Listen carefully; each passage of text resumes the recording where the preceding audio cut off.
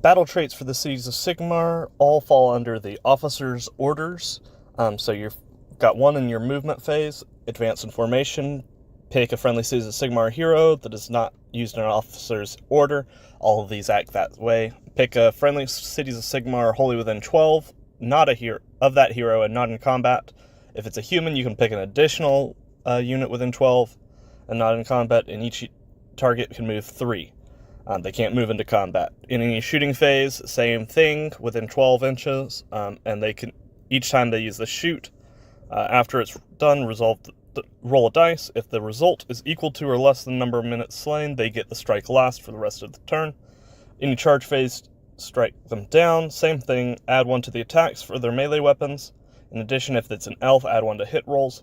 And then hold the line, strike last and ward of 5 up. In addition, if the target's Dwarden, subtract 1 from hit rolls against them. For battle formations, you get the Fortress City Defenders. Friendly cities of Sigmar units that have the fortified position start the battle in the fortified position. In addition, in the first battle round, subtract 1 from wound rolls that target friendly cities of Sigmar while they're wholly within friendly units. And then for spells, you've got a casting value of 7, Seed of the Twin-Tailed Comet. Pick friendly cities of Sigmar wizard to cast a spell. A friendly cities of Sigmar unit wholly within 12 to be the target. Casting roll of 2d6. Till the start of your next turn, add 1 to the number of dice when making charge rolls to a maximum of 3. That's a pretty powerful spell that you could put on a Lord on Griffin or Talia Vedra to make a super fast, super strong hitting character. Or your Cavaliers, or even just your regular infantry. Really strong spell, in my opinion. On to Talia Vedra, you have 15 health, 12-inch move, 4-up save, control of 5. Weapon of Office, 6 attacks, 3-up, 4-up, rend 1, 2 damage. Infernodyne's Leonin Jaws, 3 attacks, 3-up, 2-up, 2 rend, 3 damage, and is anti-monster with +1 rend.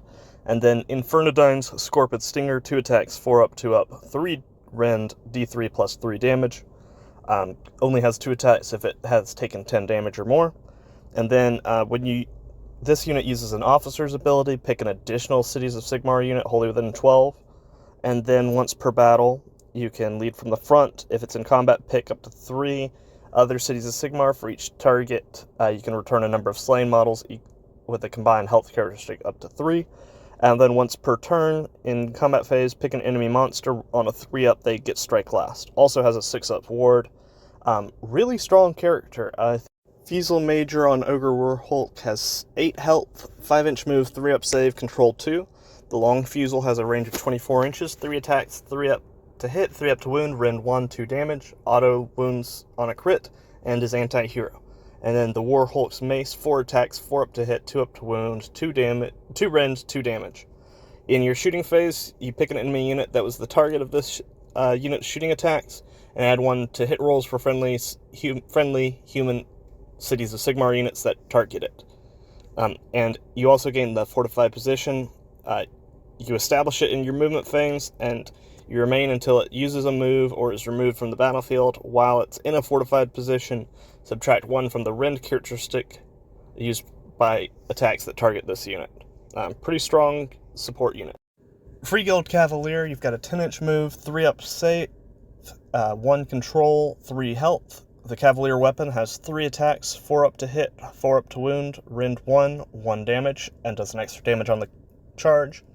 The Warhorse's Steel Shod Hooves, 2 attacks, 5-up to hit, 3-up to wound, no rend, 1 damage, and is a companion. And then if they charge this phase, you pick an enemy unit within an inch and roll dice for each model in the unit that is in combat. For each 4-up, inflict a mortal damage on the target.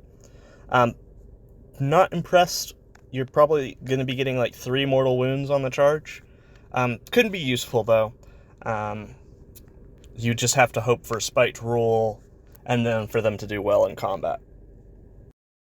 So for your base infantry, you've got your Free Guild Steel Helms, 1 health, 5-inch move, 4-up save, control 1, 2 attacks, 4-up to hit, 4-up to wound, no rend, 1 damage. And then they have the ability, once per turn, in your movement phase, you consecrate the land. If this unit is contesting objective you control that is not contested by enemy models, roll a dice. On a 3-up, it is considered consecrated. While a Cities of Sigmar human unit is contesting it, you gain a ward of a 5-up. If your opponent gains control of a consecrated objective, it's no longer consecrated.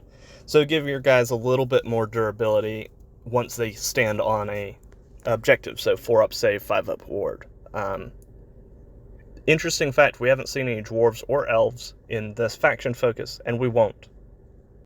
So the Castellite Company for Spearhead looks very complicated. Basically what it does is allows you to use a command on a battle tactic once without using the entire card. Then you've got the Free Guild Cavalier Marshal, 7 health, 10-inch move, 3-up save, control 2. Pistol has 2 attacks, 3-up to hit, 4-up to wound, rend 1, 1 damage, can shoot in combat. The Longsword, 5 attacks, 3-up, 4-up, rend 1, 2 damage, and then the Hooves, 2 attacks, 5-up, 3-up, no rend, 1 damage. And then Decisive Commander. You roll dice for a Free Guild Steel Helm, wholly within 12. On a 2-up, you pick one of these. On your feet, you can return D3 slain models to it, or add 3 to the target's control score until the start of your next turn. Pretty strong. We'll see how it changes with regular Age of Sigmar. Caradron Overlord battle traits. You've got once per battle in your deployment phase. You pick a friendly sky vessel, part of a regiment from which no units have deployed. Pick a number of units up to its transport capacity, and set them in reserve in the clouds. They've been deployed now. And then in your movement phase, you can descend from the clouds, pick a friendly sky vessel that is in the clouds, set it anywhere in the battlefield more than 9 from enemy units, then set up all other units that were set up in the clouds with it, wholly within 6 of it, and more than 9 from enemies. Reaction, you declared a non-charge move for a friendly sky vessel, and then pick a number of units up to the sky vessel's transport that are wholly within 6 to be targets. Units that have been transported this turn cannot be targets. Remove them and then set them up within 6 and not in combat. A unit cannot use charge if they did this. And then subtract 1 from hit rolls while they're within 6 of an ironclad or frigate. For battle formations, we've got a really easy one with the Engineers Guild Expeditionary Force. You basically pick a non-unique Caradron Overlord hero that doesn't have an artifact of power, and you give that hero 1 artifact of power. Pretty strong once per battle ability. And then you've got your artifacts because they don't have spells, which is great because we get to see what the artifacts kind of start to look like. And then once per battle, any shooting or combat phase from the Blazebeard and Sons, a Drak Hobbler Magbolas. You pick an enemy monster within 12 to be the target until the start of your next turn. Subtract 1 from the number of dice rolled when making charge rolls to a minimum of 1. The Celestium Burst Grenade, once per battle in your shooting phase. You pick an enemy unit within 12, and ward rolls cannot be made for them for the rest of the turn. Or the Voidstone Orb, once per battle reaction when they declared a spell within 30 inches of the unit, and the spell is unbound. Artifacts are looking pretty cool. Brock Grungson has 8 health, 12-inch move, 3-up save, control 2. He's got the Grungson's Boast, 18-inch range attack, 1 attack, 3-up, 2-up, rend 2, d3 plus 3 damage, and then the Magnet's Charter, 12-inch range, 6 attacks, 3-up, 3-up, rend 1, 2 damage, can shoot in combat. Then he's got Brock's Aethermatic Saw, 5 attacks, 3-up, 3-up, rend 2, 2 damage. In any combat phase, you can pick 2 other friendly Skyfarer units within this unit's combat range. Add 1 to the attacks characteristic of their melee weapons. Once per battle in your movement phase, you can pick up to 3 visible sky vessels, wholly within 24, and not in combat. They can use the run and still shoot or charge.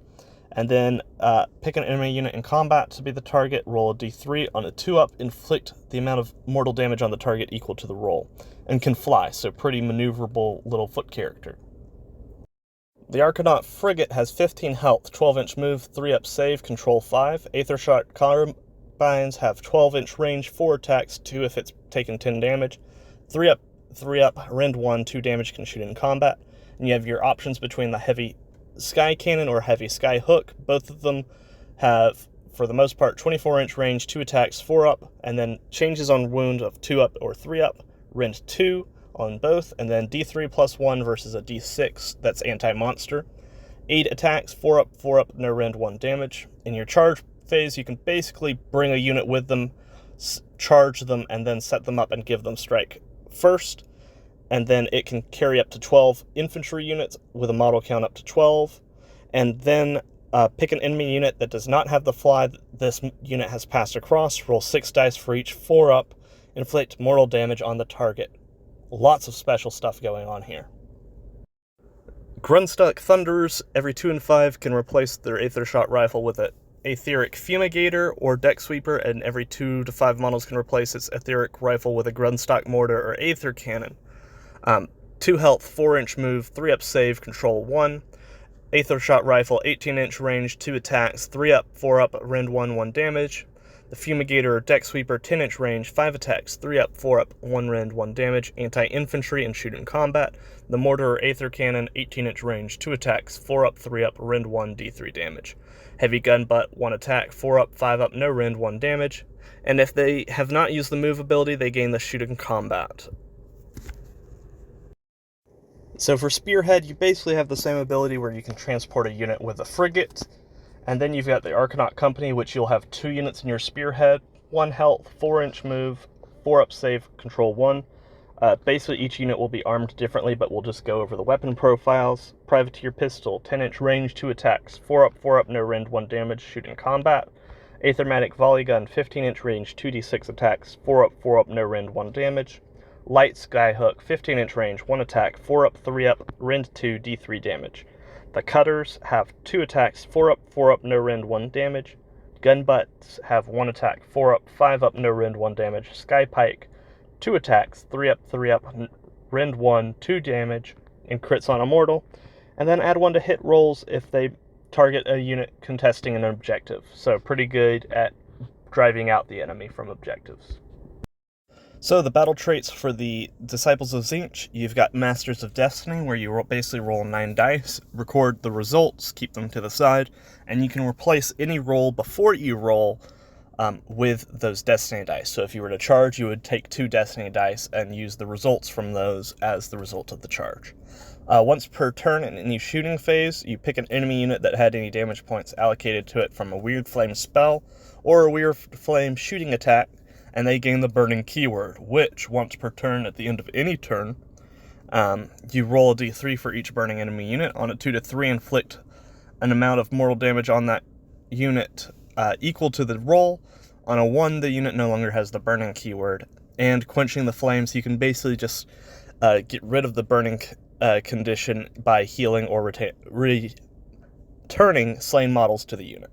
We've got a pretty cool battle formation with the Weird Flame host, subtracting 1 from wound rolls made for attacks by burning enemy units, so an additional debuff with that burning.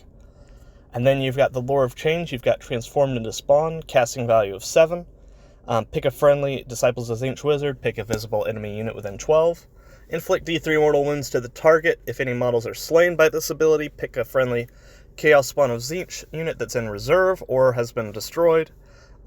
Set it up in combat with the target. Summoning now, you have to either pay for it at the beginning or can only be used to replenish units that have fallen before, making it a little bit more streamlined and making it so that the opponent always knows what's in your army. You can't just say, oh, I'm summoning a Bloodthirster now, and not have it previously in the army.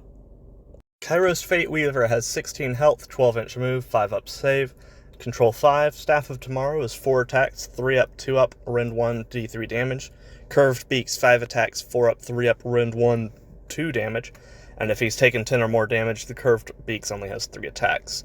When you make a casting roll for this unit, you can change the lowest d6 to the highest. And then once per battle, you can basically pick 2 battle tactics, or you can pick a battle tactic that you've already attempted. And when you don't, you can only achieve one of those battle tactics of the 2, but it goes back into the pile. Beacon of Sorcery, you add 1 to casting rolls for Disciples of Tzeentch wizards while they're wholly within 12. An Arcane Suggestion, casting value of 8. Pick a visible enemy unit within 18 inches, and pick one of the effects. It can't use commands, it subtracts 1 from hit rolls and wound rolls, or subtract 1 from save rolls. It has a ward of 5-up and 3. Gaunt Summoner, you have 5 health, 5-inch move, 6-up save, control 2, has a shooting range of 12-inch range, 3 attacks, 4-up, 3-up, rend 1, d3 damage, crits are immortal. And then the Warp Tongue Blade, 3 attacks, 3-up, 3-up, rend 1, 2 damage.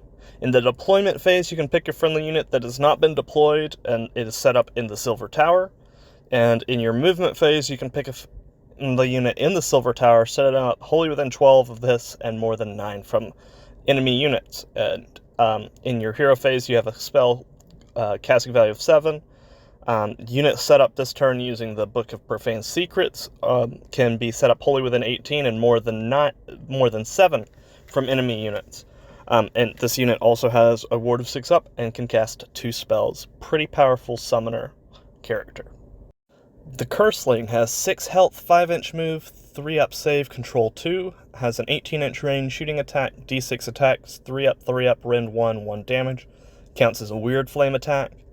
Staff of Tzeentch and Blazing Sword, 5 attacks, 4-up, rend 1, 2 damage. Each time this unit unbinds a spell, roll a dice. On a 4-up, subtract 1 from the power level of the enemy wizard that used the spell to a minimum of 0. Really strong. And then the Infusion Arcanum, casting value of 5. And until the start of your next turn, add 1 to the rend and damage characteristic of its Staff of Tzeentch and Blazing Sword. It's a wizard who can cast 2 spells, and a pretty powerful one at that. It can really be a thorn in the side of enemy wizards. Pink Horrors have a health of 2, 6-inch move, 6-up save, control 1. They have a shooting attack, Arcane Flames, with a 12-inch range, 2 attacks, 4-up to hit, 4-up to wound, no rend, 1 damage, weird flame. And then the Taloned Hands, 1 attack, 4-up, no rend, 1 damage. And then the Lunatic Demise, each time a model in the unit is slain, before removing the model, pick one of the following effects. You can either split to pick a friendly Blue Horrors and Brimstone Horrors unit within 12, return up to 2 slain Blue Horror units, models to the unit, or Petty Vengeance, pick an enemy unit in combat and roll a dice on a 4-up, inflict immortal damage. They also have a ward of 6-up, and so that's a powerful splitting unit, and basically you can add them to Blue Horror units that are nearby. Pretty powerful. The Spearhead rules for Destiny dice are basically the same. Roll 9 dice, set them aside. You can use them for all these different things to roll through. And then you've got your Carrick Acolytes, 1 health, 5-inch move, 5-up save, control 1. These are your regular standard human infantry. Sorceress Bolts, 18-inch range, 1 attack, 4-up, 3-up, no rend, 1 damage. Curse Blade, 2 attacks, 4-up, no rend, 1 damage. And then you make a casting value of 2d6, and on a 6-up, add 1 to the rend of their bolts this phase in your shooting phase. So spell you do in your shooting phase, I assume in the regular game that would happen in the hero phase. I could be wrong.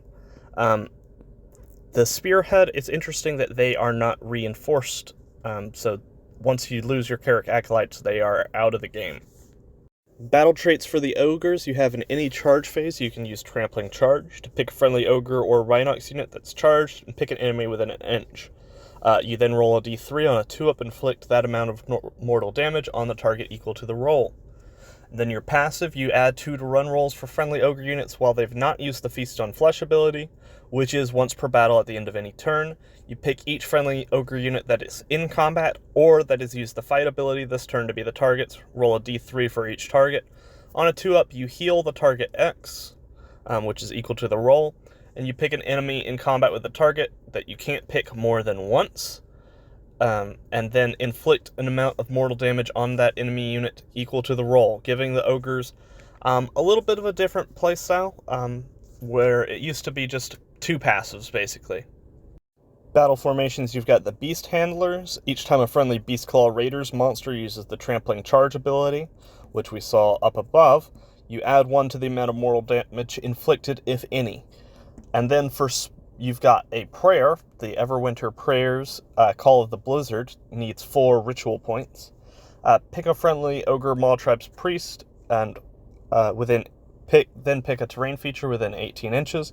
Make a chanting roll of d6. Place a Blizzard token next to the target.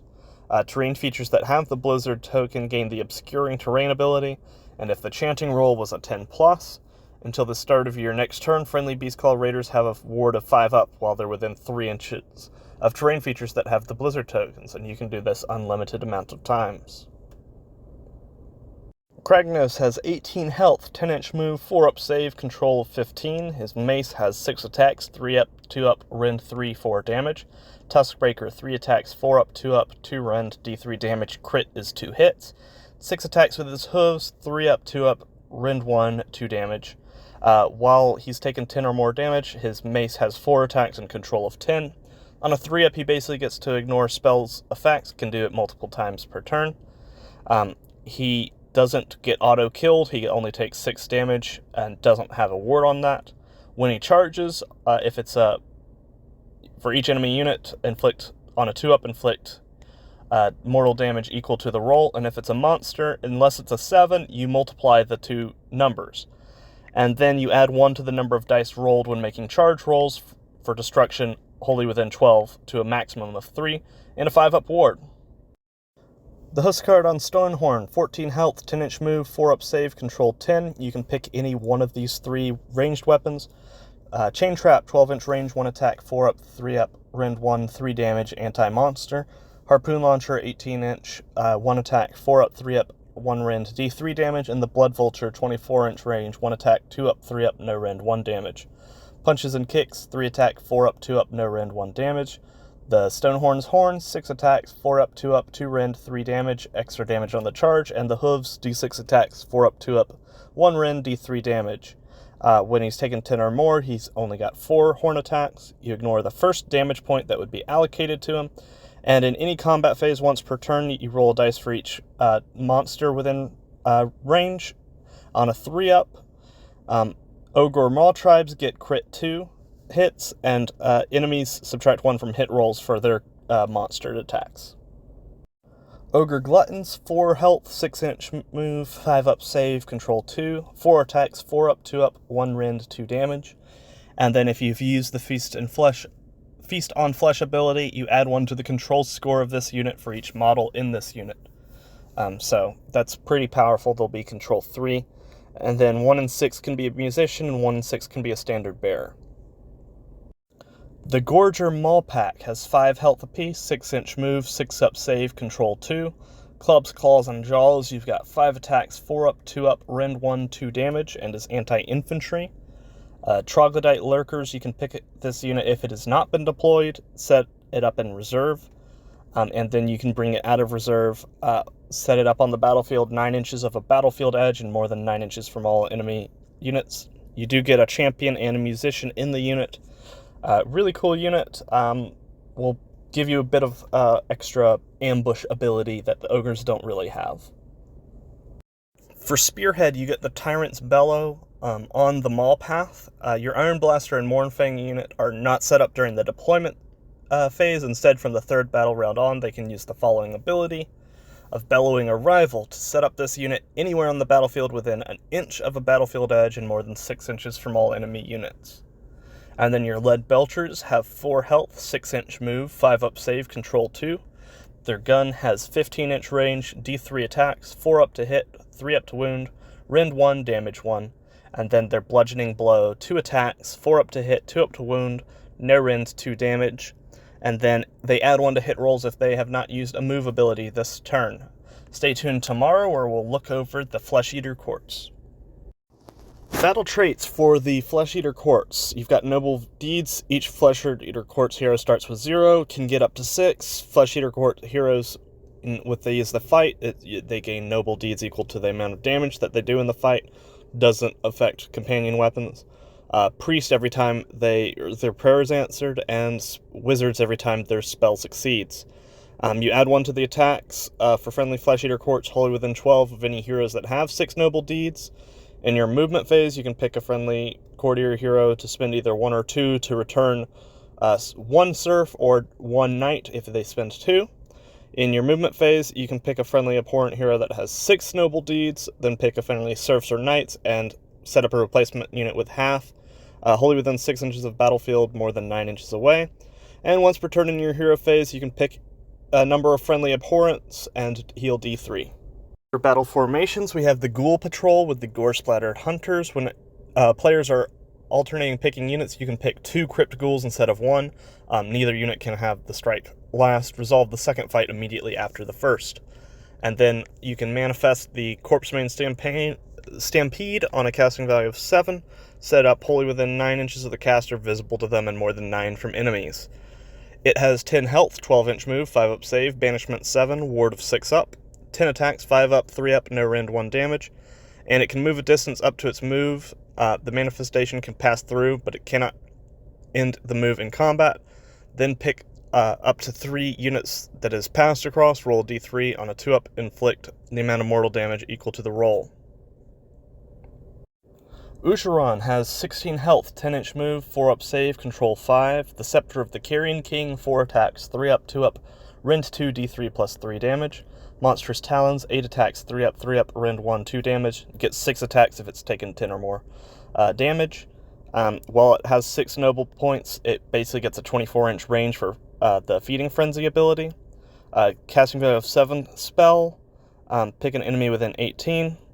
And then another enemy within 18, and they basically fight each other. That's in combat range with them. Also has a ward of 5-up and can cast 2 spells. Once per turn in any combat phase, you pick up to 3 enemy targets, give them the strike last if the dice roll is greater than their control. And in your hero phase, you can basically add some buffs to your characters. Add 1 to wound rolls, run rolls, and charge rolls, save rolls, or hit rolls. The Marrow Scroll Herald has some interesting rules. 5 health, 6-inch move, 5-up save, control 2. 5 attacks, 4-up, 3-up, rend 1, 2 damage. And you pick an enemy unit in combat with this unit to be the target. Roll a dice on a 3-up, pick one of the following effects. Friendly Flesh Eater Quartz units in combat get strike first. Or the target has the infected keyword for the rest of the battle. Each time your opponent declares a command, spell ability, or prayer ability for an infected unit, roll a dice. On a 5-up, the command has no effect, but the command point is spent, and spells or prayers fail. And then don't shoot the messenger while this unit is not in combat, and is wholly within the combat ranges of 3 or more friendly Flesh Eater Quartz infantry models. It is not visible to enemy units, and it has a 6-up ward like most death units. The Crypt Guard has 1 health, 6-inch move, 6-up save, control 1, 3 attacks, 4-up, rend 1, 1 damage. When you declare a fight ability, you can use the Armory of Madness. If any damage points inflicted by the attacks made as part of the fight ability are allocated to enemy units, they cannot use commands until the start of your next turn. And the passive Royal Bodyguard, while any friendly Flesh Eater Quartz heroes are wholly within this unit's combat range, both this unit and those heroes have a ward of 5-up, and they have a 6-up ward. Pretty powerful ability, can make them and a hero unit like foot character really, really durable. The Royal Zombie Dragon has 14 health, 12-inch move, 4-up save, control 5. Pestilential Breath, 10-inch range, d6, 2-up, 4-up, rend 1, 3 damage, can shoot in combat. The Draconic Maw has 3 attacks, 4-up to hit, 2-up to wound, rend 2, 3 damage. Draconic Claws, 7 attacks, 4-up, 2-up, rend 1, 2 damage, and only 5 attacks when he's taken 10 or more damage. You can deploy him in the high above the battlefield, and then in your movement phase, you can bring him anywhere on the battlefield more than 9 inches from all enemy units, which is a powerful setup ability. And then once per turn in any combat phase, if he is charged, roll a dice on a 3-up, it can move 2d6, it can pass through the combat ranges, but must end the move in combat. Pick an enemy unit that it passed across and inflict d3 mortal damage on the enemy unit, and then has a ward of 6-up. Really powerful monster. Spearhead, you basically have the same thing, except now it's just the hero in the fight. You add 1-2 attacks similarly with Feeding Frenzy, so you want to get your hero up to 6 noble deeds. And then basically you can also spend the 1 to bring back a Crypt Guard or 2 to bring back a Morbeg Knight, which War Scroll is here. 4 health, 12-inch move, 4-up save, control 1. 2 attacks with the lance, 3-up to hit, 4-up to wound, rend 1, 1 damage, gets an extra damage on the charge. And the Night Shrieker's Claws and Teeth, 3 attacks, 4-up, 3-up, rend 1, 2 damage. And then this unit can use charge abilities even if it used a retreat ability in the same turn. In addition, no mortal damage is inflicted on this unit when it uses the retreat abilities, and of course has a ward of a 6-up. The Crypt Guard gain the reinforcement symbol, so they can be a little bit more survivable in Spearhead.